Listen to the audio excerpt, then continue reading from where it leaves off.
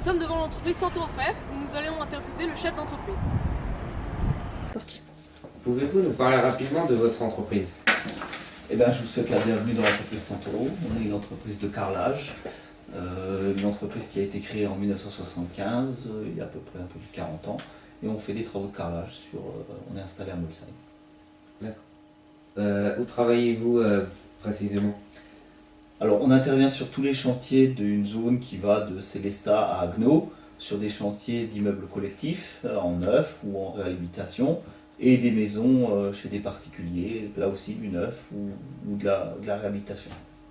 Travaillez-vous surtout pour des entreprises ou aussi pour des particuliers?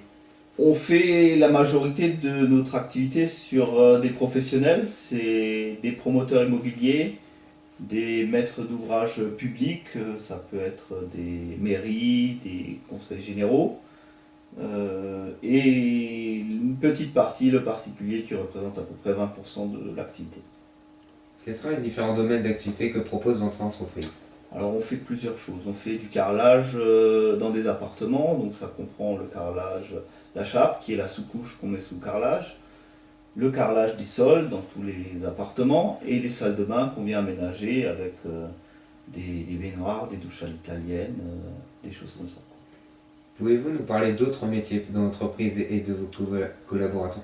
Alors on est une petite entreprise, donc moi je m'occupe de tout ce qui est direction de l'entreprise. On a une secrétaire qui est une secrétaire commerciale qui traite tous les appels, qui traite toute la partie administrative pour l'entreprise. On a une comptable qui fait tout ce qui est... On traite toute notre comptabilité traitée en interne. Donc on fait une mission complète de comptabilité chez nous. Et ensuite on a des ouvriers qui sont sur site à différents échelons, de l'aide jusqu'au chef d'équipe, qui sont des carreleurs et des professionnels du métier. Avez-vous des responsabilités dans votre métier? Alors oui, parce qu'on fait du carrelage chez des gens qui aujourd'hui achètent dans l'immobilier et qui souvent mettent beaucoup d'argent dans leurs travaux. Donc c'est clair que tout ce qu'on fait doit être très bien fait et de façon à être garanti pendant plusieurs années. Quelle matière première utilisez-vous? Essentiellement du carrelage, du ciment, des mortiers-colle, des produits à base de ciment, de joints. On a toute une gamme d'accessoires qui vont de l'aluminium au laiton ou au plastique divers. Quels outils ou machines utilisez-vous? Les carreleurs sont occupés de... Les carreleurs ont une gamme d'outillage assez varié. Donc chaque carreleur est équipé d'une machine à couper les carreaux, des tronçonneuses, de malaxeurs et toute une gamme de petits outillages qui servent la tenaille, le marteau en caoutchouc, donc tout ce qu'un professionnel du carrelage va trouver. Et chaque ouvrier est équipé de son propre matériel. Où passez-vous la plupart de votre temps dans votre travail? Alors pour moi, les journées se passent essentiellement sur les chantiers. J'ai une grosse activité d'être présent avec mes ouvriers pour les démarrages de chantier, pour les réunions de chantier avec les architectes et les clients. Et la grosse partie de mes journées sont occupées sur chantier à expliquer ce qu'on fait, à bien définir ce qu'on va faire avec les clients. Et ça prend une grosse partie de ma journée. Le reste, c'est une partie administrative, préparation de commandes qu'on fait ici et qui m'occupe que un tiers, un quart de mon temps. Quelles sont les qualifications requises pour ce métier? Alors le métier de carreleur, c'est un métier où à la fois il faut être physiquement très en forme, c'est un métier qui est difficile. On est souvent dans des positions à genoux, on est souvent dans des positions où on doit manipuler des matériels qui sont relativement lourds. Donc il faut être relativement en bonne santé physique. Et après, il faut avoir les capacités de faire du travail méticuleux, précis et du travail de finition. Parce qu'effectivement, c'est un esthétique qui sera vu et le moindre défaut, sur du carrelage, ça pardonne pas, c'est très visible. Quelles sont les qualifications, quels sont les avantages et les inconvénients que l'on peut trouver dans ce métier? Les avantages, je crois que c'est... On voit bien le résultat. Chacun est capable de mesurer ce qu'il a fait dans une journée. Et on est souvent fier du travail accompli. On est sur un travail où quand on a terminé un travail, un appartement, une maison, on peut très facilement être fier de ce qu'on a fait. Les clients sont très contents et c'est toujours avoir un plaisir d'avoir la satisfaction du client qui constate que le travail est bien fait. Les inconvénients, c'est un métier qui est difficile parce qu'il est souvent, comme j'ai dit avant, il peut être lourd, il peut être fastidieux sous certains points parce que c'est un métier qui est assez physique. Voilà, dans des contraintes où on travaille des fois sur des chantiers qui ne sont pas chauffés en hiver, donc dans des conditions climatiques qui peuvent être difficiles. Est-ce que votre métier est un métier à risque? Je crois que c'est un métier qui n'est pas plus à risque qu'un autre. Il faut être prudent sur les chantiers parce qu'effectivement ça peut être un lieu où il peut y avoir de la coactivité avec d'autres entreprises, il peut y avoir des engins qui circulent sur les chantiers, des conditions d'accès qui ne sont pas faciles, donc il faut faire attention à ça, mais sinon il n'y a pas de risque particulier. Quelles études avez-vous effectuées et quelles études sont les plus adaptées à ce métier? Alors moi j'ai un parcours professionnel un petit peu, ou scolaire un peu particulier dans le sens où j'ai fait un bac suivi d'un DUT en génie civil en option bâtiment, donc tout ce qui concerne les travaux du bâtiment, et j'ai complété ma formation par une école de commerce. Par la suite j'ai travaillé dans une première entreprise et après seulement j'ai repris l'entreprise et j'ai aussi passé un CAP carreleur en candidat libre pour bien connaître les compétences qui sont demandées à mes salariés. Et quelles études sont les plus adaptées à ce métier? Je crois que les études de bâtiment, c'est indispensable. Un bon tronc commun de formation en mathématiques, en français, parce que ça apporte de la facilité dans la lecture des consignes, dans la lecture des plans. Ensuite, tous les métiers qui s'approchent du bâtiment, ou les études du bâtiment, ça commence par les CAP ou les bacs professionnels. En bâtiment, ça peut être la bonne solution.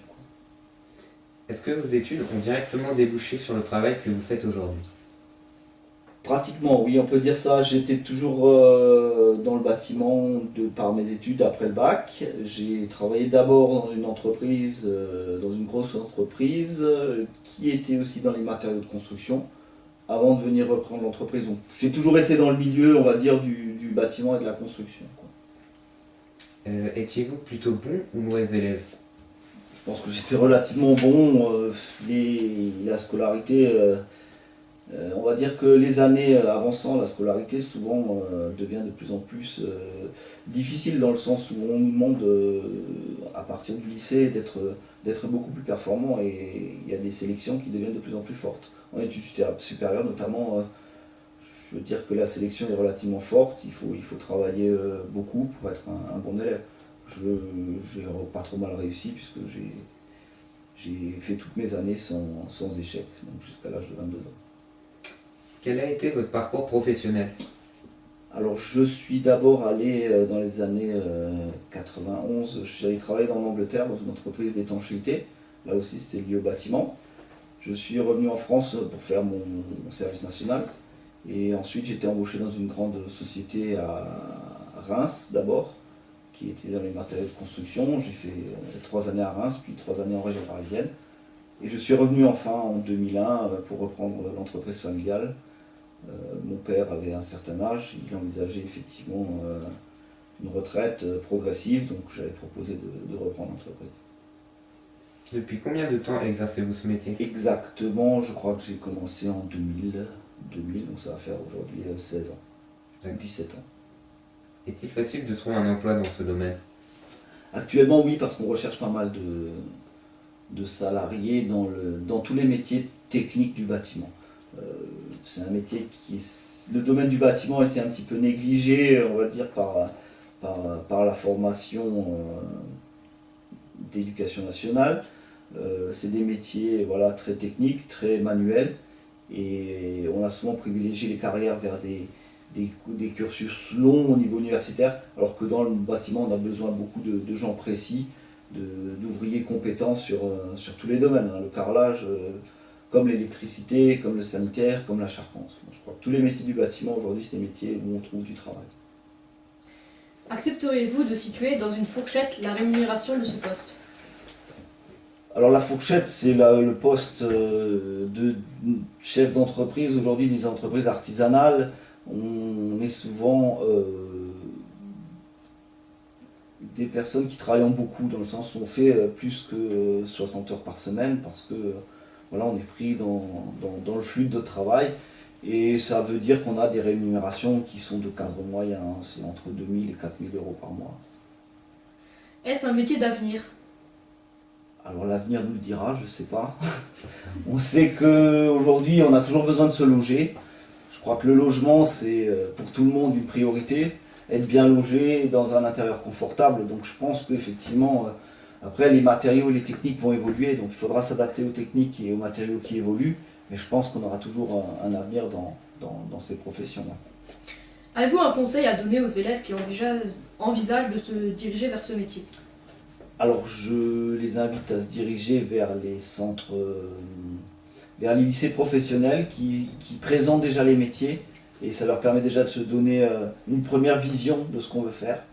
L'idéal c'est d'avoir une formation un petit peu générale dans le sens, une formation générale minimum seconde, première, pour avoir un bagage minimum pour après aller vers un métier technique, quoi. Donc, dans les lycées professionnels, on enseigne des brevets de technicien en bâtiment, des choses comme ça.